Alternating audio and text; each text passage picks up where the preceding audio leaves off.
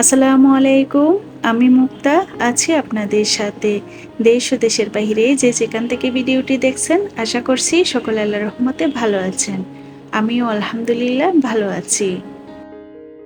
রাতের কিছু কাজের অংশ, সেই সাথে পরের দিনের সকাল থেকে দুপুর পর্যন্ত আমার কিচেনের গোছানো কাজের অংশ আজকের ভিডিওতে তুলে ধরেছি। আশা রাখছি পুরো ভিডিও জুড়ে সাথেই থাকবেন। বরাবরের মতো আমার আজকের ভিডিওটাও আপনাদের খুব ভালো লাগবে। দুপুরে সোহার বাবা গরুর পায়া নিয়ে এসেছিল, তো সেগুলো আমি রাতেই রান্না করে রাখছি পরের দিনের জন্য। তো আমি যেভাবে রান্না করে থাকি সেটাই শেয়ার করছি। এখানে গরুর পায়াগুলো খুব ভালোভাবে ধুয়ে বড় একটা হাঁড়িতে নিয়েছি। তারপর পেঁয়াজ কুচি, আদা রসুন বাটা, জিরা বাটা দিয়েছি, একটু সরিষা বাটা দিয়েছি। লাল মরিচের পরিমাণটা কম দিয়ে কাঁচা মরিচটা একটু বেশি দিয়েছি, মাঝখান থেকে ভেঙে হলুদের গুঁড়া দিয়েছি আর ধনিয়ার গুঁড়া। সেই সাথে কিছু আস্ত গরম মশলা দিয়েছি, 1 চা চামচ সরিষার তেল দিয়ে বেশি করে পানি দিয়ে বসিয়ে দিয়েছি। সিদ্ধ হতে দিব 2-3 ঘন্টার জন্য। তো এরপর আরও কিছু উপকরণ অ্যাড করব ধাপে ধাপে, সেটাও দেখিয়ে দিব। আর এদিকে গরু পায়ের সাথে সোহার বাবা দুটো তালও নিয়ে এসেছে, যেহেতু তালের সিজন চলছে। তো তালগুলো আমি আজকে পিঠা বানাবো না, শুধু পিউরিটা বের করে ডিপ ফ্রিজে সংরক্ষণ করব। বাসায় আব্বু আম্মু আছেন, আবার আজকে আমার শাশুড়িও এসেছেন। তো বাসা ভরপুর বলতে গেলে, আবার আত্মীয় স্বজনও আসছিলেন। তো দুপুরেও অনেক অনেক রান্না করেছি, আবার রাত্রের বেলাও অনেক কিছু রান্না করতেছিলাম। তো এক চুলায় গরুর পায়া বসিয়ে দিয়েছি, অন্য চুলায় বাকি রান্নাগুলো ধাপে ধাপে শেষ করছি। ফাঁকে তালের পিউরিটাও বের করে নিচ্ছিলাম আর কি। তুলনামূলকভাবে আমি তেমন একটা বড় ভিডিও দিতে চাই না, তারপরও মাঝে মধ্যে দেখা যায় ইদানিং ভিডিওগুলো অনেক বেশি বড় হয়ে যাচ্ছে। তো আমার গত ভিডিওটা আপনারা খুব বেশি পছন্দ করেছিলেন এবং বলেছিলেন যে আপু বড় ভিডিও দেখতে খুব ভালো লাগে, আপনি সবসময় বড় ভিডিও দিবেন। তো আসলে ভিডিও করা হয় অনেক, তবে আমি চাই আমার ভিডিও দেখে আপনারা বোরিং না হন, যেন পুরোটা ভিডিও আপনারা খুব ভালো লাগে ভালোবাসা নিয়ে দেখেন। তাই আমি কাটচাট করে একদম 12-13 মিনিটের মধ্যে নিয়ে আসার চেষ্টা করি। তবে এই কয়েকটা ভিডিও অনেক বেশি বড় হয়ে যাচ্ছে, তো আপনাদের যেহেতু ভালো লাগে সেটা মাথায় রেখে আমি বড় ভিডিও আজকেও শেয়ার করে দিলাম। জানি না আপনাদের ভালো লাগবে কিনা। তো পুরো ভিডিও দেখে যদি আপনাদের কোথাও ভালো লাগে তো ছোট্ট একটা কমেন্টে জানাতে পারেন, তাহলে আমার খুব ভালো লাগবে। তালের পিউরি বিভিন্ন পদ্ধতিতে বের করা যায়, তবে আমার কাছে এই পদ্ধতিটা খুবই সহজ মনে হয়। এভাবে একটা গ্রেটার দিয়ে পিউরিগুলো বের করার পর একটা ছাঁকনির সাহায্যে ছেঁকে নিয়েছি, যেন আঁশগুলো উপর দিয়ে ফেলে দিতে পারি। তো অবশ্যই ছেঁকে নেওয়ার সময় আমি অল্প অল্প একটু পানি অ্যাড করেছিলাম, যার কারণে একটু লিকুইড দেখাচ্ছে। তা না হলে ছাঁকনি থেকে পিউরিগুলো পড়ছিল না। পিউরিগুলো নিয়ে নেওয়ার পর আমি ডিপ ফ্রিজে রেখে দিয়েছি। যেদিন পিঠা তৈরি করব সেদিন সম্ভব হলে আপনাদের মাঝেও শেয়ার করব। তবে গত বছর এই সিজনে আমি তালের পিঠার রেসিপি শেয়ার করেছিলাম, চাইলে সেই ভিডিওগুলোও আপনারা দেখে নিতে পারেন। আর এদিকে গরু পায়াগুলো মোটামুটি সিদ্ধ হয়ে গিয়েছে। এবার কিছু চালের গুঁড়ো, এখানে 2 টেবিল চামচ চালের গুঁড়ো নিয়ে একটু টেলে নিয়েছে খোলার মধ্যে, যেন একটা সুন্দর সুঘ্রাণ হয়। তারপর সে পায়ার মধ্যে দিয়ে দিয়েছি, ঝোলটা গাঢ় হবে, সেই সাথে খেতেও মজা হবে। এরপর 1 চা চামচ তেঁতুলের আচার দিয়ে দিচ্ছি, চাইলে একটা টমেটো দিলেও হয়, তবে বাসায় যেহেতু টমেটো ছিল না তো একটু টক দিয়ে দিলাম। সেই সাথে 1 চা চামচ গরম মশলা গুঁড়ো, 1 চা চামচ ভাজা জিরার গুঁড়া, কয়েকটা আস্ত কাঁচামরিচ আর 1 টেবিল চামচ সয়াবিন তেলের মধ্যে আমি কিছু পেঁয়াজ ভেজে নিয়েছি, মানে বাগার দিয়ে দিচ্ছি আর কি, 2টো শুকনো মরিচ, 1 চিমটি জিরা। তো বাগারটা দিয়ে দেওয়ার পর চুলাটা বন্ধ করে দিচ্ছি। পরের দিন সকালে আরও একবার জাল করব। সবাইকে শুভ সকাল জানিয়ে পরের দিন সকালে ভিডিওটা আবারও শুরু করলাম। আমার কাছে দিনের সবচেয়ে প্রিয় সময় হলো ভোরের ঠিক আগের এই মুহূর্তগুলো। এই সময়টাতে পুরো শহর যেন শান্ত হয়ে যায়। চারপাশে কোনো যানজট নেই, গাড়ি হর্ন নেই, মানুষের কোলাহল নেই, শুধু নীরবতা আর ঠান্ডা নির্মল বাতাস। মনে হয় প্রকৃতি একটু থেমে গিয়ে নতুন দিনের জন্য প্রস্তুতি নিচ্ছে। এই সময় সাধারণত সবাই ঘুমিয়ে থাকে, শুধু যাদের বাচ্চারা স্কুলে যায় আর যারা ফজরের নামাজ কালাম আদায় করেন তারাই দিনের শুরুটা এত সুন্দরভাবে উপভোগ করতে পারেন। সত্যি বলতে এই নীরব ভোর আমাকে মানসিক শান্তি দেয়। তাই যদি পারেন মাঝে মাঝে ভোরে একটু আগে উঠুন, হয়তো আপনিও এই সময়টার প্রেমে পড়ে যাবেন। গত 1-1.5 মাস আগে আমি একটা বাগান বিলাস এনেছিলাম। এর আগেও আমার আরও একটা বাগান বিলাস ছিল, ওটাতেও সব সময় ভরপুর ফুল থাকে। তো সেটা দেখার পর আমি আরও একটা নিয়ে আসি আর কি। তো 2 বারান্দার কর্নারে 2টা রেখেছি। বাগান বিলাস গাছে সাধারণত প্রতি 10 দিন পর পর ফুল আসে, তো এই বাগান বিলাসে দেখলাম এখন পর্যন্ত ফুল আসছিল না, তবে খুব ভালো গ্রো হচ্ছে, বড় হয়েছে। তো চিন্তা করলাম একটু ছাঁটাই করে দিয়ে হয়তো বা ফুল আসবে, একটু সার দিয়েছি, একটু আগাটা ছেটে দিয়েছি। সেই সাথে কচু সুন্দরী গাছেও দেখলাম নতুন নতুন পাতা বের হচ্ছে, তো মরা পাতাগুলো কেটে দিয়েছি, যেগুলো একটু নষ্ট হয়ে গিয়েছে আর কি। আর এই লেমন গ্রাস গাছটা আমার খালা শাশুড়ি গিফট করেছেন 2-3 দিন আগে, তো ওটাও টবে লাগিয়ে দেওয়ার পর মরা পাতাগুলো কেটে দিচ্ছি, সুন্দর করে দিলাম। আর আমি একটা জিনিস খেয়াল করলাম, পুঁইশাক খুব অল্প যত্নে কিন্তু খুব সুন্দর হয়। আমার এই টবগুলোতে সবসময় পুঁইশাক থাকে, বাজার থেকে পুঁইশাক কিনে আনার পর শক্ত ডাঁটাটা লাগিয়ে দেই। আগেরও কয়েকটা ছিল, আরও কয়েকটা লাগিয়ে দিয়েছি, মাশাল্লাহ খুব সুন্দর সবগুলাতে নতুন পাতা বের হয়েছে। এবার চলে আসলাম কিচেনে। সকালের নাস্তায় গরুর পায়া দিয়ে নান রুটি সার্ভ করব, তো নান রুটির প্রিপারেশনটা করে রাখছি। এখানে 4.5 কাপ ময়দা নিয়েছি, তার সাথে স্বাদ মতো লবণ, 1 টেবিল চামচ চিনি আর 1 চা চামচ ইস্ট দিয়ে দিচ্ছি। ইস্টের পরিমাণটা কম দিচ্ছি, না হয় ইস্টের একটা বাজে স্মেল করবে, তখন নান রুটি খেতে ভালো লাগবে না। চাইলে এখানে টক দইও ব্যবহার করা যেতে পারে, তবে আমি লিকুইড কুসুম গরম লিকুইড দুধ দিয়ে ডোটা তৈরি করব। আর যদি লিকুইড দুধ না থাকে সেক্ষেত্রে গুঁড়ো দুধ ব্যবহার করতে পারবেন, কুসুম গরম পানি ব্যবহার করতে হবে আর কি। অনেক আপুরাই জিজ্ঞেস করেন আমি কোন ব্র্যান্ডের ইস্ট ব্যবহার করি। আসলে সোহার বাবা এক এক সময় এক এক ব্র্যান্ডের ইস্ট নিয়ে আসে, আর প্যাকেট অবস্থায় ছিল এই ইস্টগুলো। আমি প্যাকেটটা ছিঁড়ে একটা কাঁচের জারে নিয়ে নিয়েছি, যার কারণে নাম বলতে পারছি না। আপনি যে কোনো ব্র্যান্ডের ইস্ট ব্যবহার করতে পারেন, তবে যেন এক্সপায়ার ডেটটা থাকে সেদিকে লক্ষ্য রাখবেন। আর বাজার থেকে ইস্ট নিয়ে আসার পর ডিপ ফ্রিজে রাখার চেষ্টা করবেন, আর যখনই দরকার হবে সাথে সাথে নামিয়ে আপনি ব্যবহার করতে পারবেন।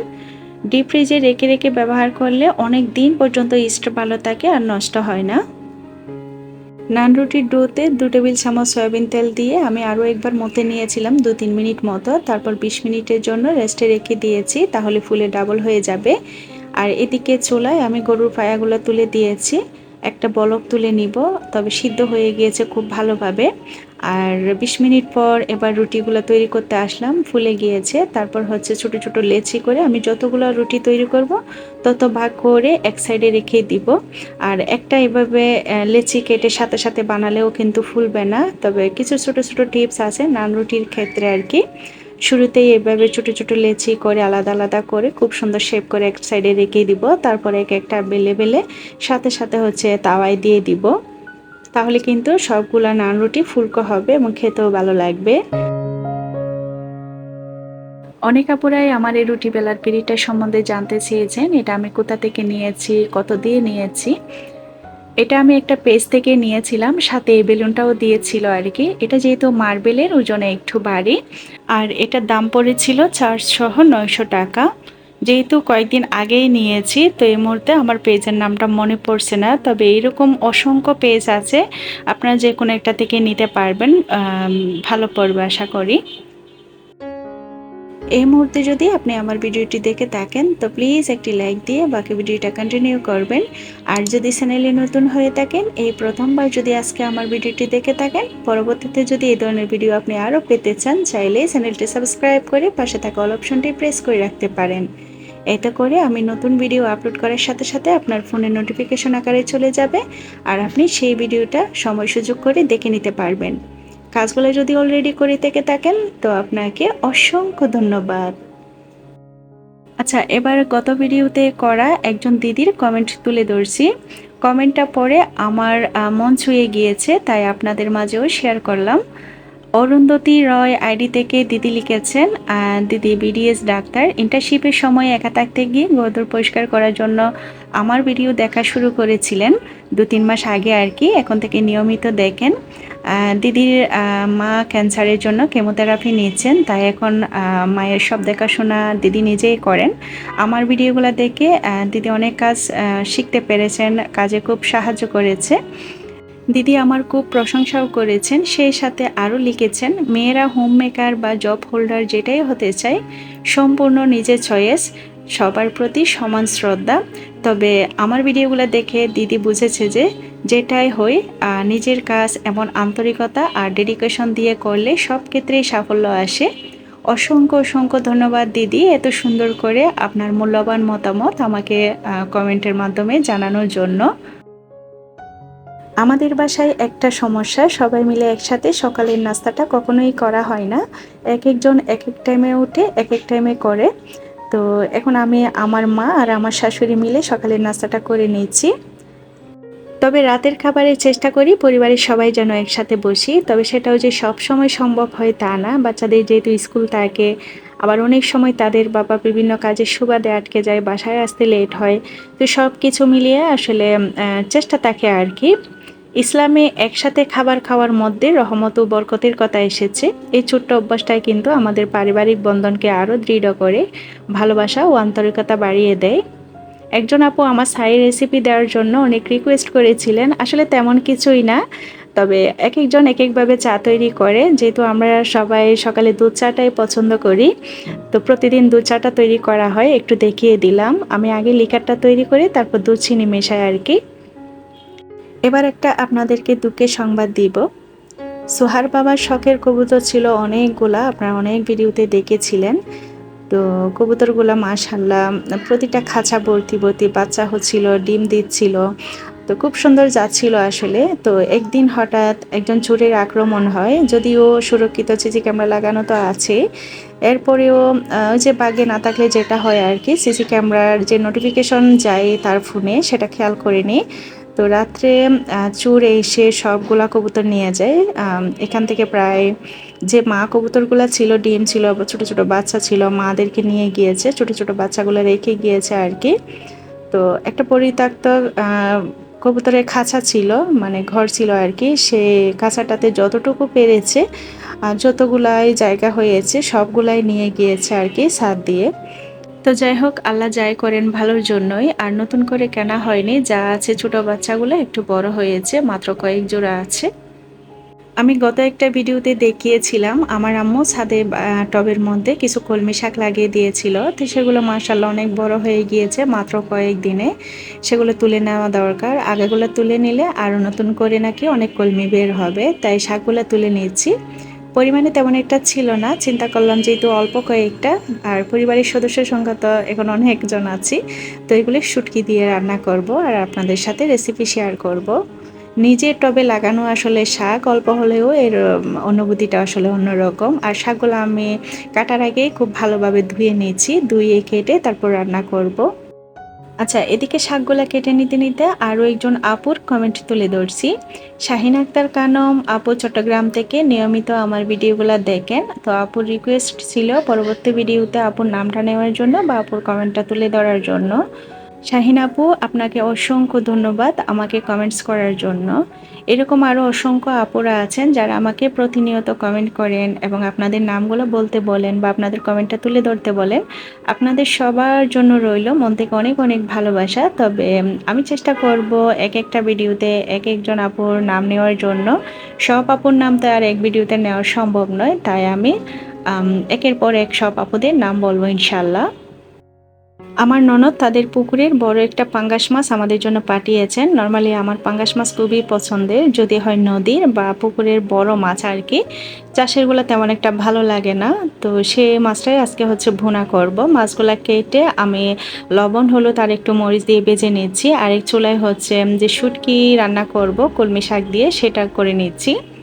কয়েকটা আলু পাতলা পাতলা করে কেটে নিয়েছি, আর একটা সাথে বেগুন চিকন করে কেটে নিয়েছি। আলু আর বেগুনটা আগে মশলা শুটকির সাথে কষিয়ে নিব, অল্প একটু পানি দিয়ে সিদ্ধও করে নিব। আলুটা সিদ্ধ হয়ে গেলে শাকগুলো মিশিয়ে নিব, 2-1 মিনিট রান্না করলে হয়ে যাবে। এদিকে পাঙ্গাস মাছ বোনাটাও করে নিয়েছি। গতকাল রাত্রে রান্না করা ডাল, গরু মাংস, মুরগির মাংস এগুলোও ছিল। তো দেখা যাচ্ছে বাসায় যেহেতু মেহমান আছে, সকাল বিকাল দুবেলায় রান্না করতে হচ্ছে। তো দেখা যাচ্ছে 2-3টা আইটেম একবেলা রান্না করলে পরের বেলা আরও 2-3টা আইটেম রান্না করছি। ভিডিওটা যেদিন করেছিলাম তারা বাসায় ছিল, আর যখন ভয়েস ওভার করে আপনাদের মাঝে শেয়ার করছি তখন কিন্তু তারা নেই, বাসা একেবারেই ফাঁকা।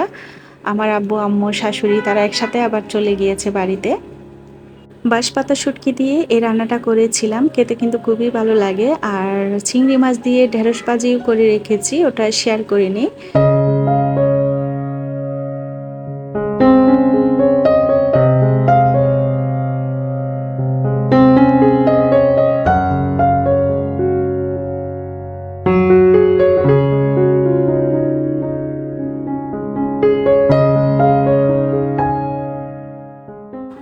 রান্নাবান্না শেষ মানেই আমার আরেকটা ছোট্ট অভ্যাস, শত ব্যস্ততার মাঝেও কিচেনটা ভালোভাবে পরিষ্কার করে সব কিছু নিজের জায়গা মতো গুছিয়ে রাখা।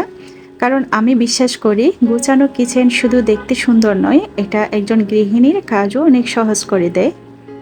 দিনের বেলায় হোক বা রাতের বেলায় প্রতিদিন ঘন্টার পর ঘন্টা নয়, মাত্র 10 থেকে 15 মিনিট কিচেন গুছিয়ে রাখার অভ্যাস আপনার পুরো ঘরের পরিবেশটাই বদলে দিতে পারে। একটা পরিষ্কার কিচেন মানে পরের দিনের জন্য একজন গৃহিণীর মানসিক প্রশান্তি। সকালে উঠে অগোছালো বাসন বা ময়লা দেখে নয়, বরং পরিপাটি একটা পরিবেশে দিন শুরু হয়।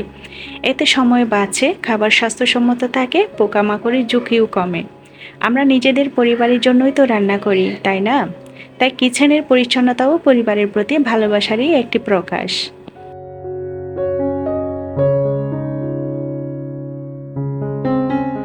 হুবহু রসুনের মতো দেখতে আর্টিফিশিয়াল রসুনের এই সুভিসটা সোহাই বানিয়েছে, বানিয়ে আমাকে গিফট করেছে, আর আমি সেটা খুব সুন্দর করে যত্ন করে কিচেনে সাজিয়ে রেখেছি। আমি প্রথমে বিশ্বাসই করতে পারছিলাম না যে এটা সে বানিয়েছে। তো পরে জিজ্ঞেস করলাম, তুমি কিভাবে এটা বানিয়েছো? সে আমাকে বলল, তুলা, তারপর হচ্ছে রসুনের কোয়া থেকে যে ছোট ছোট গুলো থাকে আর কি, শেকড়ের মতো, তো সেগুলো তুলে নিয়ে আঠা দিয়ে, তারপর হচ্ছে প্লাস্টিকের সাহায্যে নাকি কিভাবে বানিয়েছে বললো অনেক কিছু। যাই হোক, অনেক সুন্দর হয়েছে, তো আপনাদেরকেও একটু দেখালাম।